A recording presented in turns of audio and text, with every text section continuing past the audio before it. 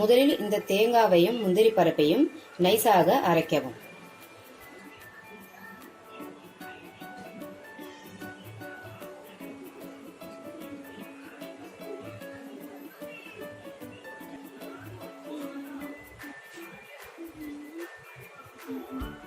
இப்ப மட்டன் குழம்பு செய்ய ஆரம்பிக்கலாம். இப்ப தேவையான அளவு எண்ணெயை சேர்த்துக்கலாம். இப்ப 1 ஸ்பூன் கடுகு சீரகத்தை சேர்த்துக்கலாம்.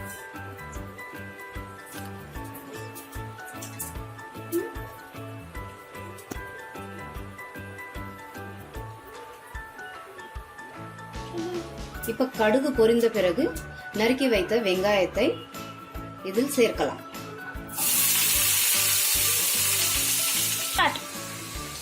ஒரு பச்சை மிளகாயை நறுக்கி வைத்து இதில் சேர்த்துக்கலாம். கருவேப்பிலையை இதுல தூவிடுங்க.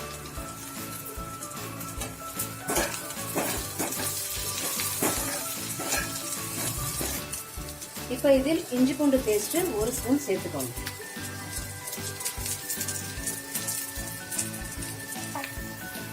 இப்ப நறுக்கி வைத்த தக்காளியை இதில் சேர்த்துக்கோங்க.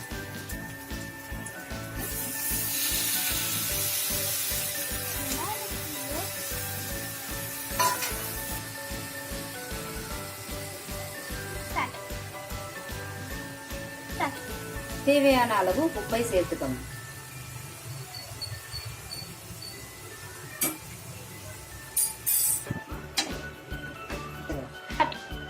தக்காளி வெங்காயம் நன்றாக வேகுவதற்காக இதை 2 நிமிடம் மூடி போடவும்.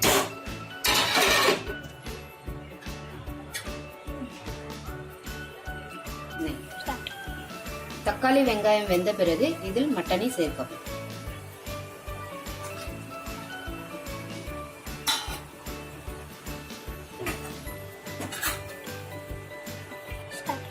இப்ப இந்த மட்டன் நன்றாக வேகுவதற்காக ஒரு 5 நிமிடம் மூடி போடவும்.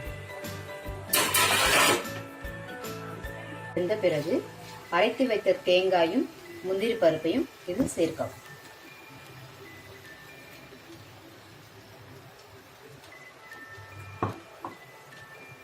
இப்ப இதை நல்லா மிக்ஸ் பண்ணிக்கோங்க.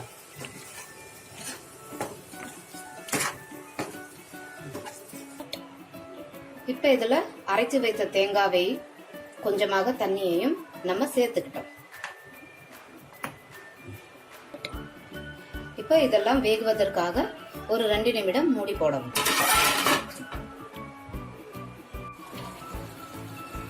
வாங்க இப்ப திறந்து பார்க்கலாம்.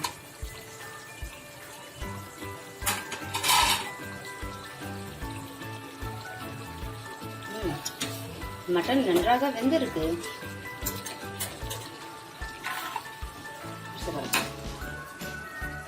இப்ப இதுல 1/2 ஸ்பூன் மஞ்சள் தூளை சேர்த்துக்கலாம். இப்ப 1/2 ஸ்பூன் சிவப்பு மிளகாய் தூளை சேர்த்துக்கலாம்.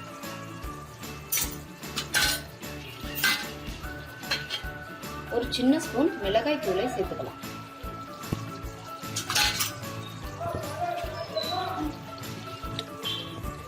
ஒரு சின்ன ஸ்பூன் சிக்கன் மசாலாவை சேர்த்துக்கலாம். ஒரு சின்ன ஸ்பூன் மட்டன் மசாலாவை சேர்த்துக்கலாம்.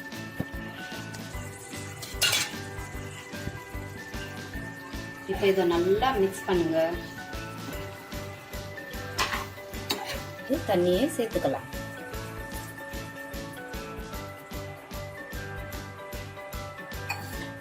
இப்ப இதை நல்லா மிக்ஸ் செஞ்சுக்கோங்க.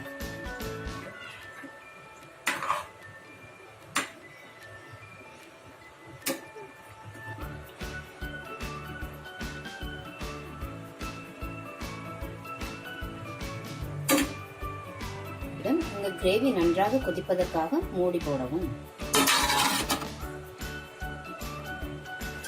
மட்டன் குழம்பு தயாராகி விட்டது.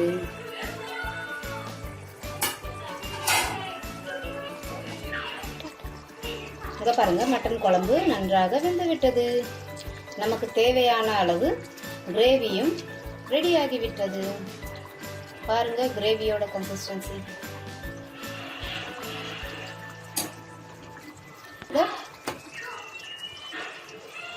இந்த மட்டன் குழம்பு உங்களுக்கு பிடித்திருந்தால் நீங்களும் இதை வீட்டில் ட்ரை செஞ்சு பாருங்க.